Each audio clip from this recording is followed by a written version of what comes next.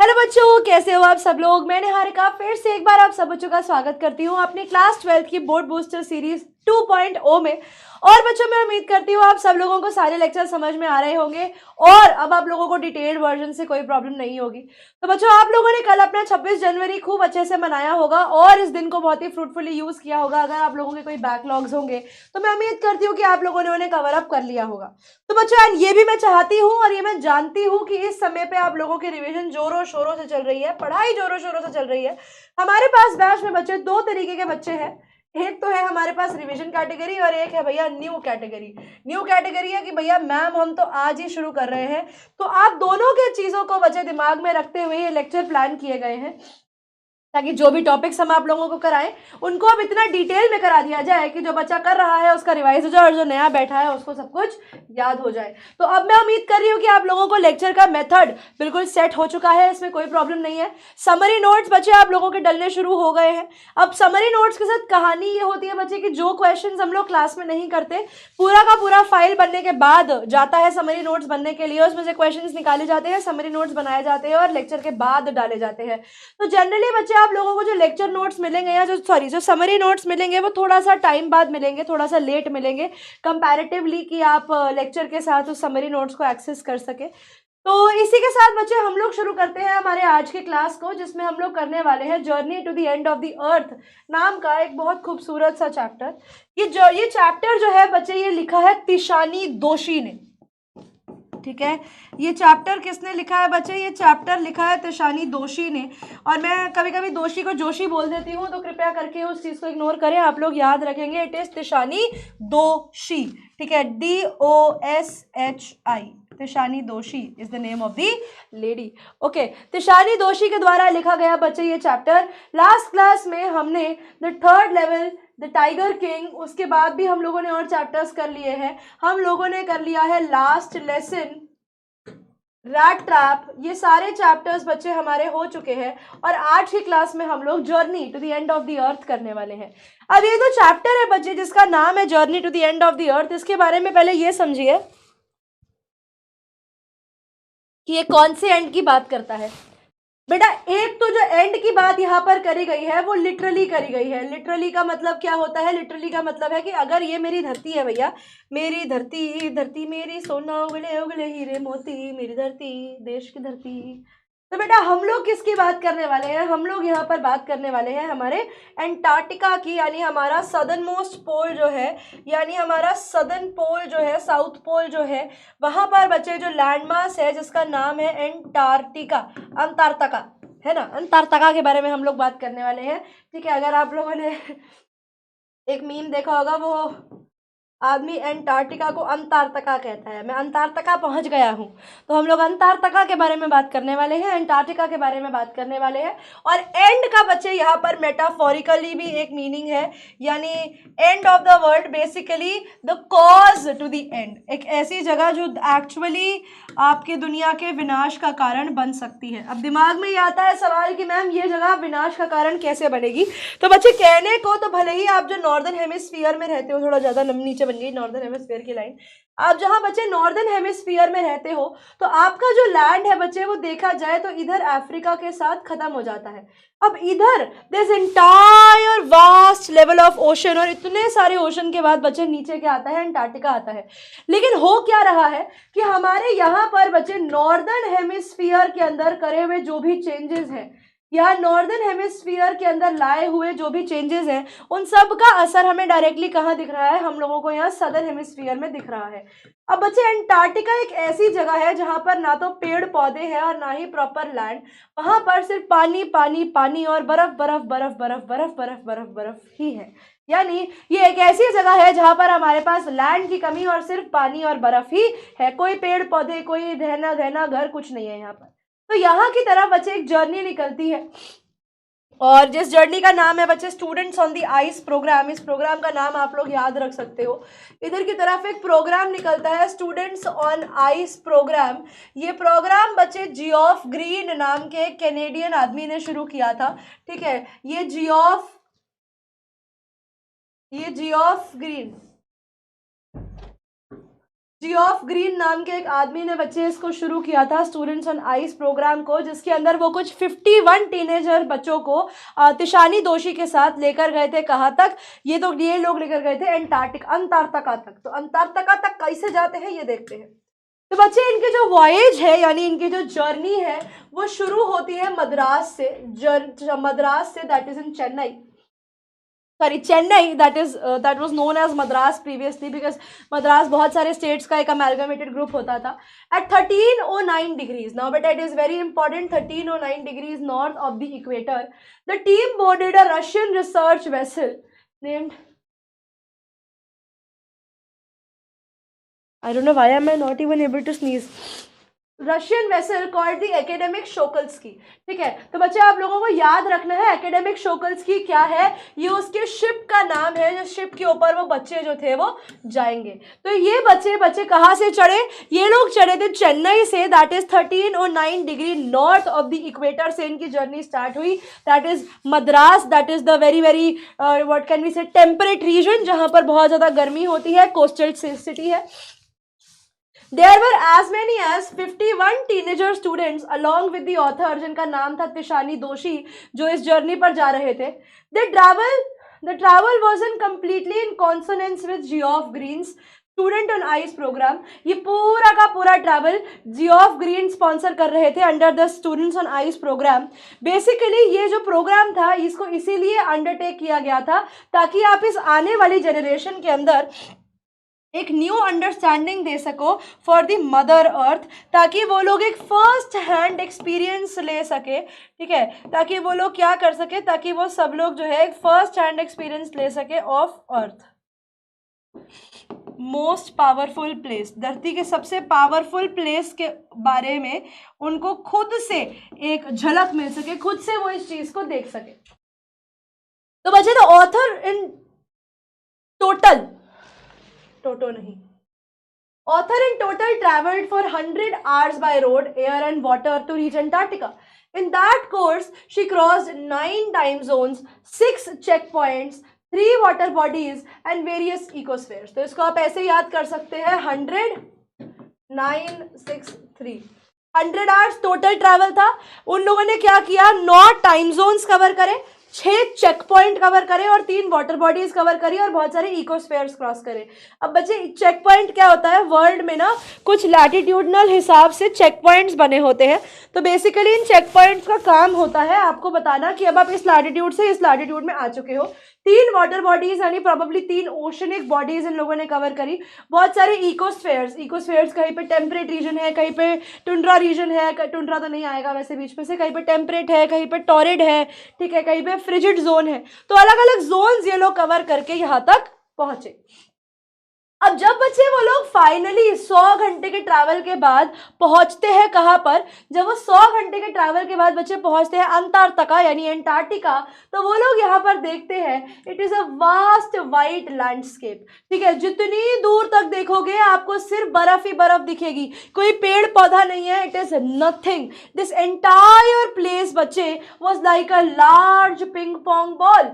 वो कहती हैं ये जगह कैसी थी, ये एक बहुत बड़ी पिंग पोंग बॉल जैसी थी। ये पिंग पोंग बॉल जैसा बेटा जैसी क्यों थी? अगर आप देखोगे अंटार्कटिका को, अंटार्कटिका के दिमाग बारे में आप सोचोगे तो अंटार्कटिका की जो बर्फ है बच्चे वो एक्चुअली लैंड नहीं है। It is not proper land, it is just thick enormously thick pieces of ice जो धरती के ऊपर वहां पर फ्लोट कर रहे हैं। तो it is nothing but what, just a very very big glacier of ice that is present there. ठीक है, that is not what you call the land. तो it is just like a ping pong ball जिसके ऊपर आप चलोगे तो वो ऐसे ऐसे करके हिलेगा, not very easily but yes it was a very very big glacier. There are big glaciers जिन पे आप वॉक करते हो, they are completely utterly sheerly ice and not land. The vast white landscape filled the author with a sense of relief कि भैया 100 घंटे बिल्कुल ऐसा पानी लैंडलेस एरिया देखने के बाद at least they are going to put their feet over some land. She is overcome with a wondrous amazement at Antarctica's largeness and remoteness. पहली बात तो वो उसकी लार्जनेस को देखकर इतना ज्यादा वो हो गई, आप कह सकते हो कि मेस्मराइज, कि जितनी दूर तक देखो, अंटिल हॉराइजन। हॉराइजन का मतलब होता है कि आप फलक तक, जितनी दूर तक देखोगे, अगर आपने सी ओशंस देखे होंगे तो जितनी दूर तक देखते हो आपको सिर्फ पानी ही पानी दिखता है। वैसे ही वो यहाँ पर बताती है कि जितनी दूर तक हम लोग देख पा रहे थे, हमें कुछ नहीं, हमें सिर्फ बर्फ बर्फ और बर्फ ही दिख रही थी। एंड रिमोटनेस, और वो कहती है कि ये एरिया इतना आइसोलेटेड है, ही सेज, मतलब मुझे लग ही नहीं रहा था कि ये जगह एक्चुअली धरती पे एग्जिस्ट करती है, बिकॉज कोई ट्रीज नहीं, कोई हसल बसल नहीं, कोई शोर नहीं, कोई तारे नहीं। तारे का मतलब वो आसमान में तारे नहीं, तारे का मतलब है जो वायर्स होती हैं, जो इलेक्ट्रिसिटी वायर्स है, कुछ नहीं है, खाली आसमान, खाली जमीन, जितनी दूर तक देखो सिर्फ बर्फ ही बर्फ, कोई पेड़ पौधा कुछ भी नहीं था। तो इससे सर ये इमेजिन करना कि ये जगह एक्चुअली अर्थ पे ही एग्जिस्ट करती है, this place exists over the earth and we are on the same planet, and how different this place is कि although it is there on the same piece of the earth, ठीक है, it is on the same planet, but yet it is so far away from it.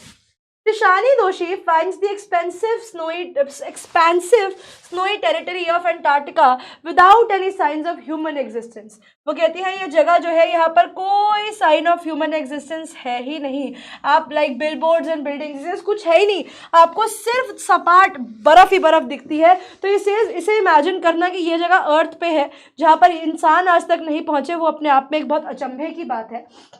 What she encounters there are variety of organisms ranging from the microscopic to the macroscopic midgets, mites and blue whales. तो वो कहती है छोटे छोटे bacteria से लेकर यहाँ पर आपको कुछ बड़े बड़े एनिमल्स जैसे माइट्स और मिजेट्स, मतलब बेसिकली कीड़े मकोड़े, और वेल्स देखने को यहाँ पर मिल जाएंगी।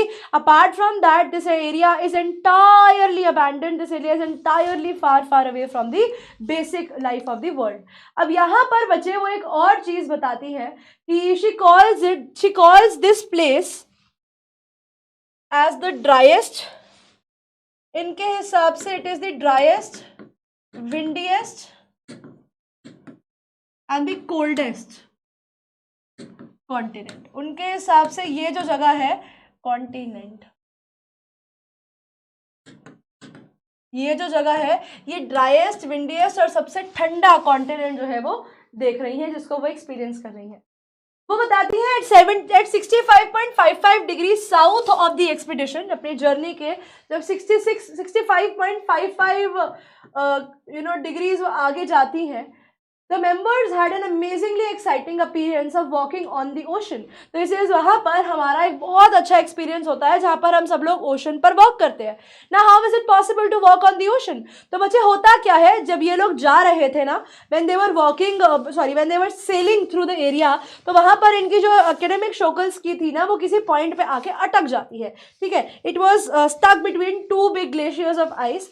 तो जितने भी वहाँ के लोग थे उन्होंने बोला कि it's once in lifetime moment, तो why we should waste it. और लोगों को बोला गया कि आप उतर जाओ और यहाँ पर बर्फ पर चलो and you can experience a very very amazing scenario here. तो सारे के सारे लोग जो थे वो लोग शिप से उतरते हैं, all the 51 students and Tishani Doshi and Geoff Green, ये सब उतरते हैं and they actually walked on a metre thick slab of ice that facilitated their ocean walk, क्योंकि obviously कोई proper land तो था नहीं, they were walking on what? They were walking on a glacier, कोई solid land तो है नहीं, तो वो एक तरीके से उनकी ocean walk थी and that was the most exciting part of their entire travel. Her sojourn was marked by the views of avalanches and icebreaker। वो कहती है कि उस जर्नी में उनके जो व्यूज थे, जो चीजें उन्होंने नोटिस करी, the things that actually marked her were the avalanches। Now avalanches बेटा means the breaking of ice। जब आइस टूटती है, आप लोगों ने देखा होगा पहाड़ों में avalanches आते हैं, कि जैसे भूस्खलन कहते हैं, जिसमें हम कहते हैं कि लैंडस्लाइड हो गया। एक होता है लैंडस्लाइड जिसमें मिट्टी नीचे आती है, और एक होता है avalanches के अंदर बर्फ नीचे आती है। एवलांचेस हो रहे हैं, आइस टूट रही है, कड़क कड़क कड़क कड़क की आवाज आ रही है। Two spectacles of retreating glaciers and collapsing ice shelves were evidently the outcome of growing intensity of global heat. अब वो कहती है कि जब हम उन सब चीज़ों को देख रहे थे, when we were seeing all those things and we were actually seeing the retreating glaciers, he says we were so amazed. लेकिन उस अमेजमेंट के साथ साथ हमें एक अलार्मिंग सिचुएशन भी वो हमारे लिए थी, क्योंकि वो खुद से यहाँ पर अब एक्सपीरियंस कर रहे थे उन लोगों ने ग्लोबल वार्मिंग का नाम सुना था कि दुनिया में ग्लोबल वार्मिंग हो रही है, दुनिया में ग्लोबल वार्मिंग हो रही है, things are happening in the wrong way, global warming is taking place. लेकिन पहली बार यहाँ पर वो ग्लोबल वार्मिंग को एक्चुअली एक्सपीरियंस कर पा रहे थे, क्योंकि वो लोग खुद देख रहे हैं कि किस तरीके से टपक टपक टपक टपक करके जो ग्लेशियर्स हैं वो टूट रहे हैं, ग्लेशियर्स खराब हो रहे हैं, आइस शेल्स कम हो रहे हैं। एंड दिस शोज कि किस तरीके से नदर्न हेमिस्फीयर में जो इंटेंसिटी ऑफ ग्लोबल हीट बढ़ रही है उसका इफेक्ट जो है वो यहाँ पर भी आ गया है। Therefore it doesn't auger well for human existence on the planet. और अगर ऐसा ही चलता रहा तो ये हमारे लिए एक बहुत प्रॉब्लमैटिक चीज हो जाएगी। ऐसा क्यों बेटा? Because you need to understand that 90% of ice reserves, ठीक है, क्या है 90% ऑफ आइस रिजर्व्स। कितना? 90% ऑफ आइस रिजर्व्स बच्चे कहाँ पर है? 90% of ice reserves in the area is stored there in Antarctica. जितनी बर्फ आप दुनिया में देखते हो बेटा वो सिर्फ 10% है, 90% आइस रिजर्व आज भी अंटार्कटिका में है। इमेजिन करो जब ग्लोबल वार्मिंग होने लगेगी तो धीरे धीरे पानी जो ग्लेशियर बर्फ जो है वो पिघलने लगेगी। अब आपको ये पता है कि बर्फ जब सॉलिडिफाई हो जाती है तो वो बहुत ज्यादा कॉम्पैक्ट हो जाती है, ठीक है, और वो एक्सपैंड करती है। Now expansion is a different formula phenomena, sorry, but जब वो बर्फ पिघलेगी तो it is going to rise the water level. जब वाटर लेवल बढ़ेगा ओवरऑल, क्योंकि पानी अब ऐसा तो है नहीं कि सदर्न हेमिस्फीयर में ही रहेगा, हर जगह पर वो पानी बढ़ेगा। अब जैसे जैसे बच्चे पानी का लेवल बढ़ता जाएगा तो स्लोली एंड ग्रेजुअली आपके जो कोस्टल सिटीज़ है, कोस्टल टाउन्स हैं, वो सारे के सारे जो है आइलैंड्स जो है वो डूब जाएंगे। ऑब्वियसली बहुत नुकसान होगा अगर ये सब हो जाएगा। तो देखा जाए तो यहाँ पर जो एक्चुअली हम लोग नदर्न हेमिस्फीयर में कर रहे हैं उसका डायरेक्ट इम्पैक्ट या सदर्न हेमिस्फीयर में देखने को मिल रहा है। अब यहाँ पर हमारी जो ऑथर है वो बेसिकली ये बताती है कि कितना बढ़िया बात है ना यार इस चीज़ को इमेजिन करना कि इंडिया और अंटार्कटिका आज से कुछ सालों पहले एक सिंगल लैंडमास का पीस हुआ करता था। अब ये चीज़ हमें भी ऐसी लगती है कि मैम ऐसा कैसे पॉसिबल है? तो बच्चे ऐसा पॉसिबल है, उस चीज़ को समझने के लिए आप लोग इस फिगर पर ध्यान देंगे। ठीक है, आप लोगों को यहाँ 3 धरतियाँ दिख रही हैं बेटा। ये 3 धरतियाँ 3 अलग अलग टाइम फ्रेम्स को शो करती हैं ऑफ द अर्थ, ठीक है। ये 3 धरतियाँ जो हैं ये तीनों अलग अलग टाइम जोन्स को दिखाती हैं। तो बेसिकली वो बताते हैं बच्चे कुछ, अगर आपसे बात करूं मैं 700 मिलियन, ठीक है, 700 मिलियन ईयर्स पहले, ये अप्रोक्स है, ठीक है, 650 तो आप मान के चलिए अप्रोक्स। एक ही ना बेटा अमेलगमेटेड पीस ऑफ लैंड हुआ करता था जिसको कहा जाता था पैंजिया। क्या बोलते थे? जिसको हम बोलते थे पैंजिया, ठीक है। ये थोड़ा सा आप लोगों को जियोलॉजी और हिस्ट्री पे आ जाता है ये चैप्टर अब थोड़ा सा यहाँ से। तो उस समय में बच्चे पैंजिया या पैंजिया नाम का एक बड़ा सा लैंडमास हुआ करता था। आपके अर्थ के प्रेशर की वजह से, टेक्टोनिक प्लेट्स के प्रेशर की वजह से ये लैंडमास जो था ये डिवाइड होकर 2 पार्ट्स में टूट गया। एक तो बच्चे बना इधर और एक आपका लैंडमास जो था वो आके चिपक गया इधर। ये जो था बच्चे इसका नाम पड़ गया अंगोरा लैंड और इसका नीचे वाले का जो नाम था बच्चे वो पड़ गया गोंडवाना लैंड, ठीक है। अब गोंडवाना लैंड भी क्या था? ये बच्चे था सुपर कॉन्टिनेंट। सुपर कॉन्टिनेंट क्यों? बिकॉज अगर मैं आप लोगों को बताऊं तो इसी सुपर कॉन्टिनेंट के अंदर से ही आपके बहुत सारे कंट्रीज के अलग अलग पार्ट्स जो थे वो आते थे। अब कैसे? मतलब आप ये मान लीजिए कि आपके धरती का यानी आपका जो अर्थ था, यानी हमारा जो वो था क्या, अर्थ नहीं, व्हाट इज दैट यार, हमारा पेनिनसुलर प्लेट्यू, हमारा जो इंडिया का पेनिनसुलर प्लेट्यू है वो भी यहीं पे जुड़ा हुआ था। ये वाला जो पार्ट था बच्चे कुछ इस तरीके से अगर मैं आप लोगों को बताऊं तो ये जो पार्ट है, ये जो पार्ट था बच्चे ये साउथ अमेरिका का पार्ट हुआ करता था। और ये नीचे वाला जितना भी हिस्सा था यहाँ से, अगर मैं, यार ये कैसी सा पेन है, अगर मैं आप लोगों को ये वाला हिस्सा दिखाऊं इधर, ये तो अलग ही बन गया भाई, कहाँ करें हम, ये भी टेढ़ा मेढ़ा लाइन ही बनाएगा, ये ले लेते हैं चलो सिंपली। और ये वाला हिस्सा जो था बच्चे, ये वाला, यहाँ पर ये आपका अंटार्कटिका हुआ करता था। तो इमेजिन करो कि ये सारी की सारी चीजें एक ही पार्ट का लैंड, एक ही लैंड का पार्ट हुआ करता था। तो जब बेटा क्या होता है अर्थ में और एटमॉस्फेरिक प्रेशर बढ़ता, एटमॉस्फेरिक नहीं टेक्टोनिक प्रेशर बढ़ता है, तो क्या होता है, हमारा जो ये गोंडवाना लैंड में से आपका एंटार्क्टिका यहाँ रह जाता है, और आपका जो पेनिनसुलर प्लेट्यू है धरती का, हमारे और हमारी कंट्री का, इंडिया का, ये धीरे धीरे धीरे धीरे इससे अलग होकर डिटैच होकर यहाँ पे आके टकराता है। और जैसे ही बच्चे हमारा जो अर्थ है वो यूरेशियन प्लेट बेसिकली यहाँ पर एक प्रेजेंट है, उससे जैसे ही वो आकर टकराता है इस तरीके से, तो it formed the Himalayan mountains. वो हिमालयन माउंटेन्स ऐसे वो दोनों लैंड के पीस टकराए, and this is how the mountain started to form. And इस तरीके से एक ऊंचे माउंटेन्स जो थे वो यहाँ पर आकर बन गए, और यहाँ पर बच्चे आप लोगों का अमेरिकन कॉन्टिनेंट बन गया। तो वो कहते हैं ये इमेजिन करना कि ये सारी चीज़ें एक ही पार्ट ऑफ लैंड से निकली होंगी, वो कितनी बढ़िया बात है। तो बेसिकली बच्चे कहानी ये है कि गोंडवाना जो था वो एक बहुत बड़ा ट्रॉपिकल लैंड मास हुआ करता था। ये उस समय की बात है जब ये अंटार्कटिका भी एक प्रॉपर फ्लरिशिंग लैंड था, जहाँ फ्लोरा फौना दोनों चीज़ें थी, एनिमल्स थे, प्लांट्स थे, बर्फ नहीं थी, ठीक है। एंड कैन बी कंसिडर्ड रफली टुडेज अंटार्कटिका, की गोंडवाना जो है वो आज का अंटार्कटिका है। In past India was a part of Antarctica. Basically Gondwana India pushed northwards jamming against Asia, और इंडिया का जो पार्ट था वो टूट के ऊपर की तरफ जाता है over gradual period of years and years, millions of years, hundreds of years में वो टकराता है, and it formed the newly formed mountains called Himalayas, thus buckling its crust to form the Himalayas. जिसकी वजह से वो क्रस्ट इस तरीके से ऊपर उठती है कि बड़े बड़े हिमालयन माउंटेन्स जो है वो बन जाते हैं। The humans arrived on the earth merely 12,000 years ago। वो कहते हैं हम बात कर रहे हैं आपसे 500 मिलियन साल पहले की, और इंसान कब आए हैं, कुछ 12,000 साल पहले ही आए हैं। लेकिन हिस्ट्री ऑफ द अर्थ जो है बच्चे वो 650 मिलियन ईयर्स पहले जाती है।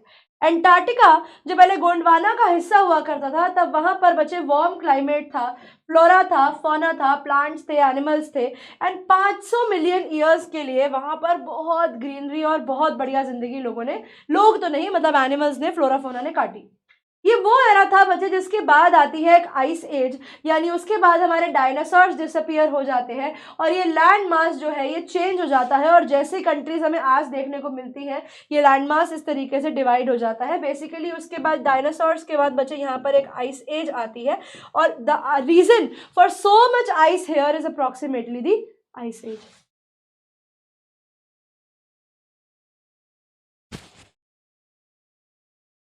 I don't know why am I not even able to sneeze. I'm having such a severe cold right now and I'm not able to sneeze.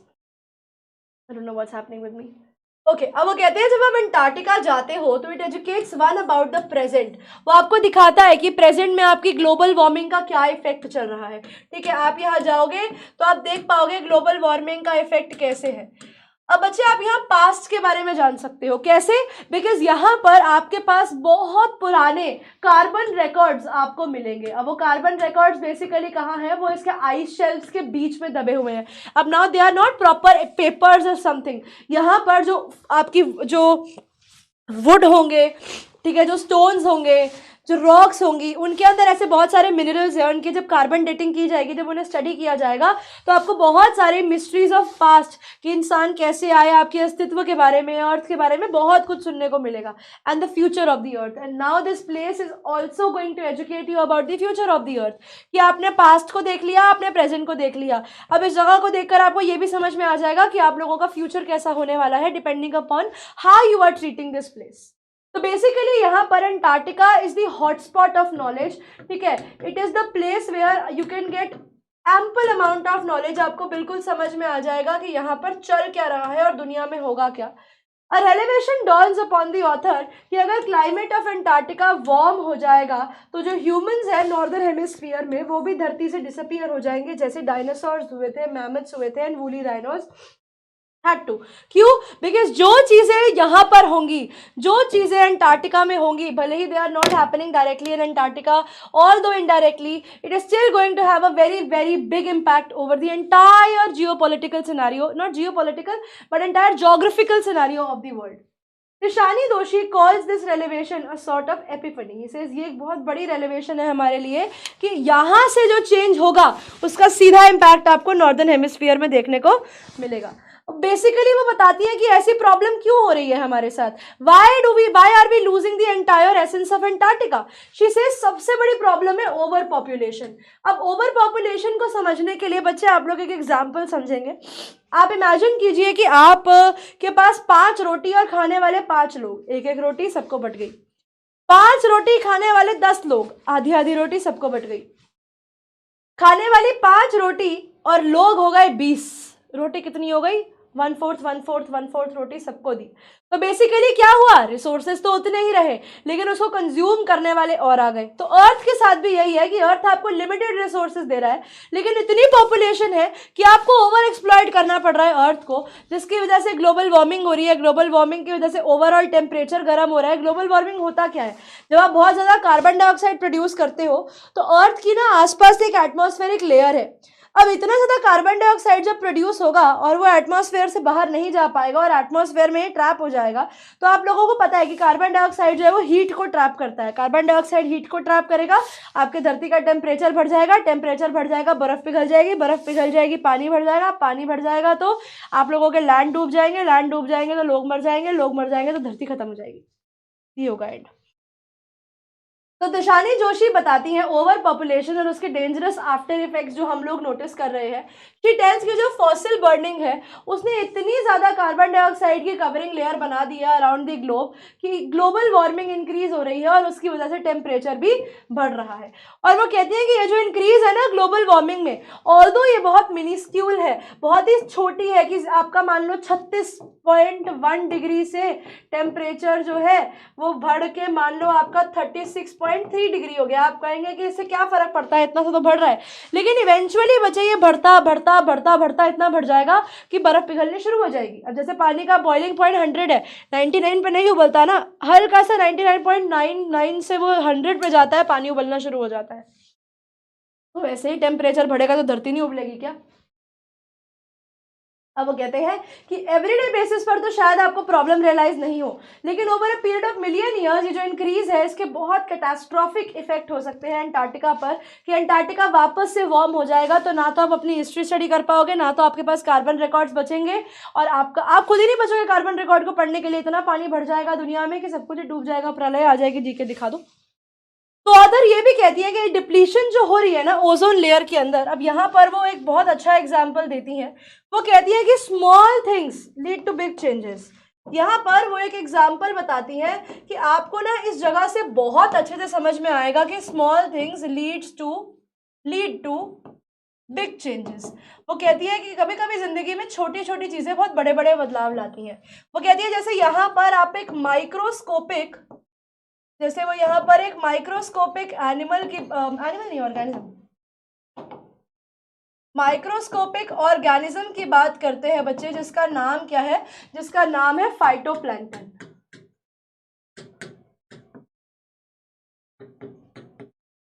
ठीक है, जिसका क्या नाम है, जिसका नाम है फाइटोप्लैंक्टन। तो फाइटोप्लैंक्टन बच्चे क्या है, ये एक माइक्रोस्कोपिक ऑर्गेनिज्म है। और जैसे यहाँ पर कोई ग्रीन प्लांट्स तो है नहीं, यहाँ कुछ तो हो नहीं रहा, तो बेटा ये फाइटोप्लैंक्टन क्या करता है, आप लोगों ने स्पॉन्जबॉब स्क्वायर पैंट्स देखा होगा। स्पॉन्जबॉब स्क्वायर पैंट्स के अंदर वो एक ऐसा अजीब सा प्राणी नहीं था, 2 टांगे,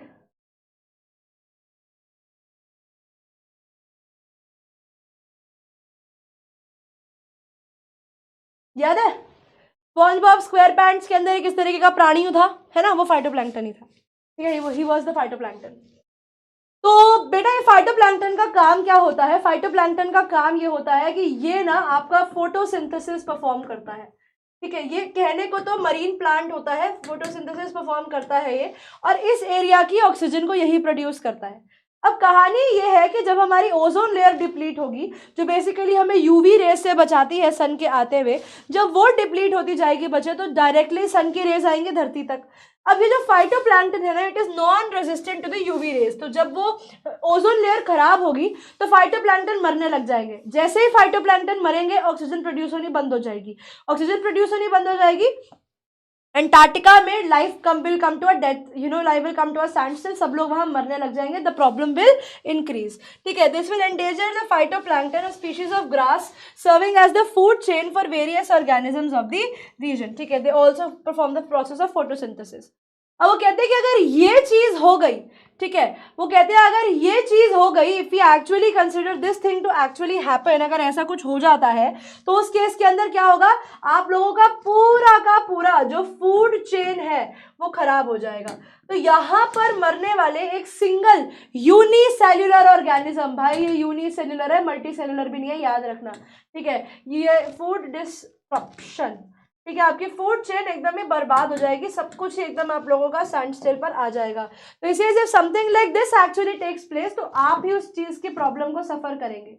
अब जैसे यहाँ पर वो बेसिकली बताते हैं कि अगर हम कंपेयर करते हैं 12,000 years of human existence on earth को, तो 650 मिलियन ईयर्स ओल्ड की जो हमारी हिस्ट्री है प्लैनेट की, तो हम उसमें से सिर्फ 0.0018 सेकेंड्स के लिए ही आए हैं, अगर मैं इतनी लंबी हिस्ट्री की बात करूं।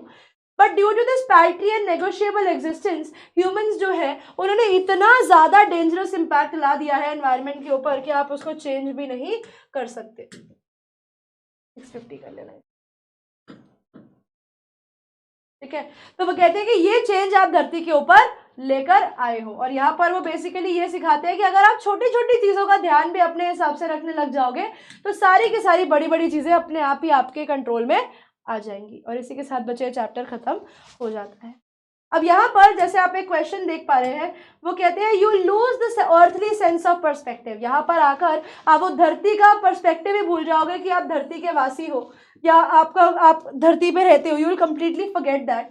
The visual scale ranges from microscopic to mighty. वो कहते हैं यहाँ पे आपको छोटे से लेकर एक्सट्रीम लेवल पे बड़ी चीजें दिखेंगी, आपको मिजेस और माइट्स, छोटे मोटे कीड़े मकोड़े दिखेंगे, से लेकर बड़े बड़े वेल्स और आइसबर्ग्स जो इतने बड़े हैं मानो जैसे बेल्जियम के साइज के हो। बेल्जियम को अगर मैं कंपेयर करूं तो बेल्जियम हरियाणा जितना बड़ा है, ठीक है ना। Belgium is although a country but it is equivalent to the size of Haryana, the Indian state.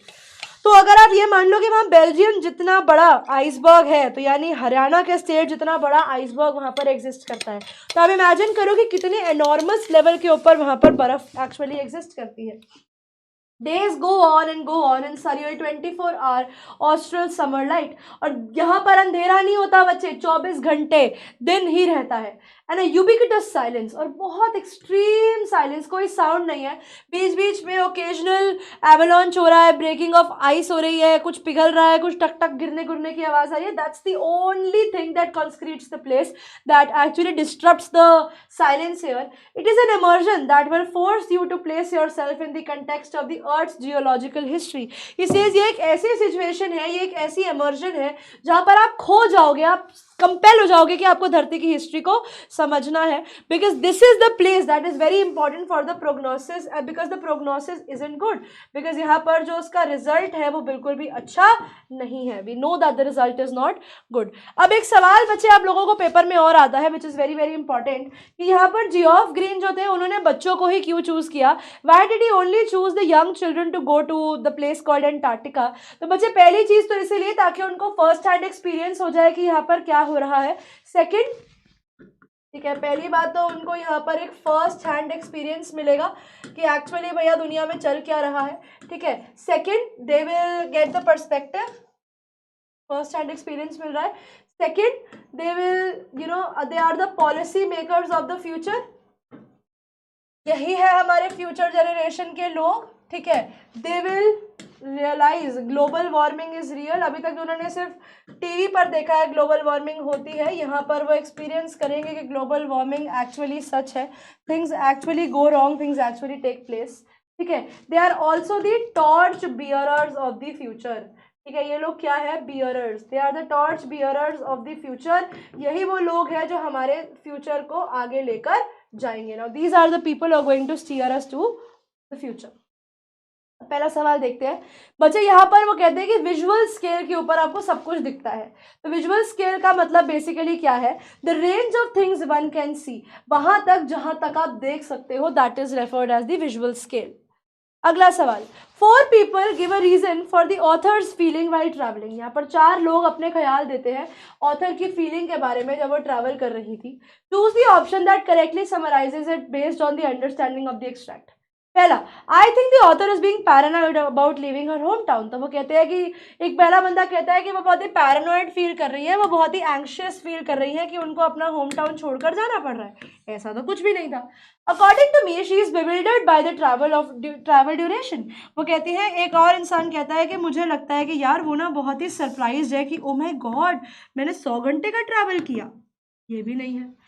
As far as I can judge, Tishani is being hypocritical because she is comparing the two places. तो वो कहती है कि मुझे ऐसा लगता है कि तिशानी जोशी जो है वो हिपोक्रिटिकल हो रही है, वो यहाँ पर दोगली सी हो रही है, क्योंकि वो दो प्लेसेस को कंपेयर कर रही है। वो नॉर्दर्न हेमिस्फीयर को और सदर्न हेमिस्फीयर को कंपेयर कर रही है, वो अंटार्कटिका को कंपेयर कर रही है from the place where she lives. तो वो गलत कंपैरिजन है। नहीं, In my opinion, she is amazed by the grandeur of the icy region. एक लास्ट पर्सन कहता है कि मुझे ऐसा लगता है कि she is amazed, she is surprised कि how great, how enormous is this icy region. ठीक है, तो बच्चे ऑब्वियसली मुझे पता लग जाता है यहाँ पर कि मेरे करेक्ट क्वेश्चन का आंसर क्या है, कि वो बहुत ज़्यादा अमेज्ड है बाय सीइंग कि my God what a beautiful place have I come to. Select the option that correctly fits the category of microscopic to mighty. ठीक है, छोटे से बड़े में आप किस किस चीज को डाल सकते हो।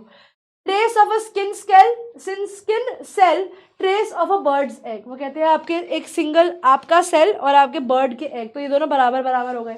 A grain of rice, a field of wheat, कि एक दाना चावल का और एक फील्ड व्हीट की। स्कूप ऑफ आइसक्रीम और एन आइसक्रीम कोन, नहीं। ड्रॉप ऑफ वाटर और पैसिफिक ओशन। तो बच्चे 2 और 4, ठीक है, एक पानी की ड्रॉप और पूरा ओशन। तो आपका 2 और 4 करेक्ट आंसर है जो आपको यहाँ पे देखने को मिलता है। क्वेश्चन नंबर डी आपके क्वेश्चन का सही जवाब होना चाहिए। Choose the option that list the elements that influence one to think of earth's physicality. कि ऐसे क्या क्या चीजें हैं जो आपको अर्थ की फिजिकलिटी के बारे में सोचने में हेल्प करते हैं। Breaking off icebergs from a glacier, के बड़े बड़े ग्लेशियर्स में से आइसेस के पीसेस टूट रहे हैं, बिल्कुल। Mites and midges regularly seen avalanche summer light in the austral hemisphere. वो अर्थ की फिजिकलिटी के बारे में पूछ रहे हैं बच्चे। फिजिकलिटी का मतलब क्या हो गया, अर्थ की फिजिकलिटी। फिजिकलिटी का मतलब हो गया उसके अपीयरेंस के बारे में, वो कैसे चेंज हो रही है। तो बच्चे आइसबर्ग का टूटना और एवलांचेस का आना, 1 और 3 है हमारे पास, किसी ऑप्शन में क्या नहीं है, यानी ये ऑप्शन नहीं जा सकता, हमें बाकी ऑप्शंस के हिसाब से जाना होगा। पहला है breakage of iceberg from a glacier और माइट्स एंड मिजेस, नहीं हो सकता। 3 और 4 regularly seen avalanche and summer light in the southern hemisphere, अच्छा। 1 और 4 breakages of iceberg and summer light, 2 और 3। Think of earth physicality, earth के फिजिकलिटी के बारे में। तो बेटा फिर हम 1 और 4 के साथ जाएंगे कि आइसबर्ग में से ग्लेशियर्स टूट रहे हैं और यहाँ पर सदर्न हेमिस्फीयर में समर लाइट रहती है, 24 घंटे दिन रहता है। तो हम लोग 1 और 4 के साथ फिर जा सकते हैं। ठीक है, आइए देखते हैं अब इस चैप्टर के ऊपर आधारित बच्चे कुछ question. Describe the author's journey to the end of the earth. आपको ऑथर की जर्नी को बताना है जो उन्होंने धरती के कोने तक ली है। तो बच्चे तिशानी जोशी की जो वॉयज है अंटार्कटिका की, वो मद्रास से शुरू होती है, याद रखना 1309 degree north of the equator से। The team boarded the Russian vessel named as Akademik Shokalskiy. There were 51 teenage student along with the author, जिनका नाम था जियोफ ग्रीन। ये ट्रैवल बच्चे था by completely by this man called Geoff Green, who was a Canadian person. Student का programme का नाम था students on ice programme. It was intended to foster a new understanding and respect for the mother earth. Basically किया गया था बच्चों को एक अंडरस्टैंडिंग देने के लिए, ताकि वो धरती की रिस्पेक्ट करे और धरती से प्यार करे। The author in total traveled 100 hours by road, air and water to reach Antarctica. In this course, she crossed 9 time zones, 6 checkpoints, 3 water bodies and many ecospheres. The vast wide landscape, अच्छा, तो author ने total 100 घंटे travel किया, जिसमें road water दोनों था, plane नहीं था। उसने 9 टाइम जोन्स, 6 चेक पॉइंट्स और 3 वाटर बॉडीज और बहुत सारे इकोस्फेयर्स को क्रॉस किया। और the vast wide landscape filled the author with a sense of relief, क्योंकि इतने लंबे ट्रैवल के बाद finally she was going to have, she is going to put foot on the land. She is overcome with a wondrous amazement at the Antarctica's largeness and remoteness, की wow my god मैं कहाँ पर आ गई हूँ। अब बच्चे now we are going to understand right the short note on the history of human existence on planet earth. तो बच्चे अगर हम देखें the history of a human existence is quite amazing and very exciting. The advent of humans on earth, यानी धरती पर humans कब आए थे? It was first noticed in some 12,000 years ago when the history of planet earth date back to so long as 650 million years ago। यानी जब धरती की एक्चुअल जो एज है वो 650 मिलियन साल पहले जाती है, उसमें से 12,000 साल पहले, मात्र 12,000 साल पहले धरती पर वासी इंडियन ह्यूमंस आए थे। अंटार्कटिका जो पहले गोंडवाना का पार्ट हुआ करता था, तब वहां पर एक वार्म क्लाइमेट था, फ्लोरा एंड फौना था, जो अप्रोक्सीमेटली 500 मिलियन ईयर्स के लिए वहां पर फ्लरिश किया। उसके बाद वहां से बची कैटास्ट्रोफी आती है, डायनासोर डिसअपीयर हो जाते हैं और लैंड मास बिल्कुल चेंज हो जाता है जैसा हम उसे आज देखते हैं। और probably the reason was a ice age, and इस आइस एज आने की वजह से the entire area was covered in ice, and आप लोगों का जो नॉर्दर्न हेमिस्फीयर है it flourished and the southern hemisphere got frozen, right. What is the significance of the title Journey to the End of the Earth? बच्चे इसका पूरा का पूरा टाइटल का जो जिस्ट है, इसका नाम journey to the end of the earth ही क्यों रखा गया है? तो बच्चे तिशानी जोशी ने एक जर्नी ली थी अंटार्कटिका तक की, ठीक है। वो जर्नी जो थी वो बहुत ही थॉट प्रोवोकिंग थी, वो आपको सोचने में हेल्प करती है कि क्या जो हम धरती पर कर रहे हैं वो सही है। It is I opening because आप चीज़ों को एक्सपीरियंस करते हो, खुद देखते हो, और एक बहुत ही पाइवटल, बेसिकली बहुत ही इंपॉर्टेंट रोल प्ले करती है in the study of the earth's environment and climate. Because आपके कार्बन रिकॉर्ड्स वहाँ पर है, आपकी हिस्ट्री, मैनकाइंड की हिस्ट्री वहाँ पर है, अर्थ की हिस्ट्री वहाँ पर है, जिनको आप स्टडी कर सकते हो, but yet they are very inaccessible to you. और अगर वहाँ पर कुछ नेगेटिव होता है तो उसका डायरेक्ट इम्पैक्ट आपको यहाँ पर देखने को मिलेगा। तो बेटा वर्ड यहाँ पर एंड जो है ना, उसके दो मीनिंग है। एक तो बॉर्डर, कि आप बिल्कुल धरती के कॉर्नर पर हो। दूसरा है डिस्ट्रक्शन, कि this is going to be the place, this is the place that has the capability to destroy you. When it means border, the journey to the end of the earth means a travel to the border of the earth, that is the southernmost part of the earth, that is Antarctica, as Tishani Joshi undertakes. When on the other hand, यहाँ पर end means destruction. Journey to the end of the earth refers to the journey of destruction of the earth that we are undertaking ourselves. ऐसी destruction जो हम खुद करके जा रहे हैं, ऐसी conditions जो हम अपने खुद के destruction के लिए बना रहे हैं। Journey to the end of the earth does have a literary पैरोनोमेशिया और पन। तो बेसिकली बोला जाए तो यहाँ पर पन यूज किया गया है। पन बच्चे एक ऐसा पोइटिक डिवाइस होता है, जैसे आप लोगों ने पढ़ा होगा कीपिंग क्वाइट में, do not move your arms so much. तो वहाँ पर आर्म्स का मतलब हाथ भी हो सकते हैं और वेपन्स भी हो सकते हैं। वैसे ही यहाँ पर वैसे ही यहाँ पर बच्चे जो एंड वर्ड है वो आप लोगों का बॉर्डर भी हो सकता है और डिस्ट्रक्शन को भी शो कर सकता है, ठीक है। I hope I am clear till this point two all of you. Now बच्चे we do have an extrapolation question. Now what do you mean by extrapolation question? Extrapolation questions बच्चे वो वाले होते हैं जो आपको दिए जाते हैं आप अपने खुद की वैल्यू बेस्ड क्वेश्चंस को आंसर करने के लिए। वो कहते हैं what do you understand by sustainable development. Basically sustainable development एक ऐसा फिनोमिना होता है जहाँ पर आप डेवलपमेंट ऐसे पैरामीटर्स पर करते हो कि आपका खुद का भी काम होता रहे और फ्यूचर जनरेशन को भी नुकसान ना हो, ठीक है। Will the awareness created through Tishani Joshi's research help the mankind to ensure sustainable development? तो बच्चे जो टर्म है sustainable development refers to judicious use of natural resources, कि आप रिसोर्सेज को ऐसे यूज करो कि आप रिजर्व कर दो fair share of resources for the posterity. Posterity का मतलब होता है फ्यूचर जनरेशन के लिए। It also takes the humans to task for considering themselves as the sole heirs to their resources and accept their creatures' right on the earth and her resources too. तो basically बच्चे ये sustainable development जो है ये इंसान को ऐसा सोचने पर कहती है कि आप ऐसा सोचो कि ये धरती आपकी है, ये रिसोर्सेज आपके हैं, तो आपको इन रिसोर्सेज को ऐसे यूज करना है कि जो सही हो। मतलब आप अपने सामान का दुरुपयोग तो नहीं करोगे ना, you are never going to misuse your own things, right. तो यहाँ पर भी मत करो। Journey to the end of the earth creates such awareness that it may go long way in edifying readers. यहाँ पर वो एक ऐसी अवेयरनेस क्रिएट करता है चैप्टर कि इंसान सोचता रहेगा कि सस्टेनेबल डेवलपमेंट करनी चाहिए, ऐसे काम करने चाहिए जो हमें भी फायदा दे और फ्यूचर जनरेशन को भी फायदा दे। इट हैज़ बीन क्लियर कि हमारी ओजोन लेयर जो है वो डिप्लीट कर रही है एवरी डे, जिसकी वजह से फाइटोप्लैंक्टन मर रहे हैं। फाइटोप्लैंक्टन मर जाएंगे तो पूरी की पूरी फूड चेन डिस्टर्ब हो जाएगी। बेसिकली आप अपने विनाश को खुद अपने हाथों से न्योता दे रहे हो। इन द सेम वे अगर आप धरती को बचाओगे from the menace of global warming, तो जो एमिशन ऑफ कार्बन डाइऑक्साइड है वो भी कंट्रोल हो जाएगी, देयरफॉर आपका टेम्परेचर कंट्रोल हो जाएगा। अगर आप अपनी ओजोन लेयर को बचाना सीख जाते हो, आप अपनी एमिशन ऑफ क्लोरोफ्लोरोकार्बन CFCs, आपके एसीज, टीवीज और परफ्यूम्स में से क्लोरोफ्लोरोकार्बन रिलीज होता है, इसको यूज करना कम कर देते हो, कार्बन डाइऑक्साइड एमिशंस कम कर देते हो, तो ऑटोमेटिकली आप अपने वर्ल्ड की टेम्परेचर को कंट्रोल कर सकते हो।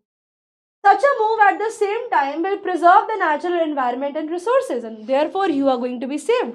And thus there is no denying that that will also lead to sustainable development. तो basically वजह sustainable development ये कहती है कि काम ऐसा करो कि तुम्हें भी फायदा हो और सामने वाले को भी फायदा उस चीज से होना चाहिए।